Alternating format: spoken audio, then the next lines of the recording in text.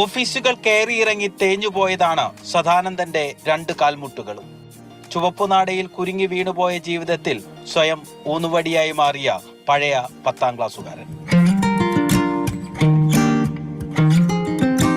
ഈ കടലാസുകെട്ടുകൾ പറയും സദാനന്ദന്റെ ജീവിത പോരാട്ടം. കന്നുകാലികളെ വളർത്താൻ വായ്പയ്ക്കായി കായംകുളം എംപ്ലോയ്മെന്റ് എക്സ്ചേഞ്ചിൽ 1987 കർഷക തൊഴിലാളിയായിരുന്ന 36-കാരൻ അപേക്ഷ നൽകിയത്. സാങ്കേതിക കാരണങ്ങൾ പറഞ്ഞ് വായ്പ നിഷേധിച്ചു. സ്വയം തൊഴിൽ കണ്ടെത്താൻ ആഗ്രഹിച്ച ചെറുപ്പക്കാരന് ഭരണകൂടം നൽകിയത് 8ന്റെ പണി. സർക്കാർ ഓഫീസുകൾ മുതൽ ദേശീയ മനുഷ്യാവകാശ കമ്മീഷനിൽ വരെ സദാനന്ദൻ നിയമപോരാട്ടം നടത്തി.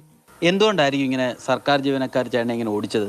പ്രതികരിക്കാത്ത ലക്ഷക്കണക്കിന് ആളുകളുടെ അപേക്ഷകൾ കിടക്കുക. ഞാനിതിൻ്റെ പുറകിൽ പോയത് കൊണ്ടാണ് ഇത് വെളിയിൽ വന്നത്. പിണറായി വിജയൻ സഖാവ് ഉൾപ്പെടെ 10 മുഖ്യമന്ത്രിമാരുടെ മുന്നിലൂടെ വന്ന ഫയലാണിപ്പോൾ.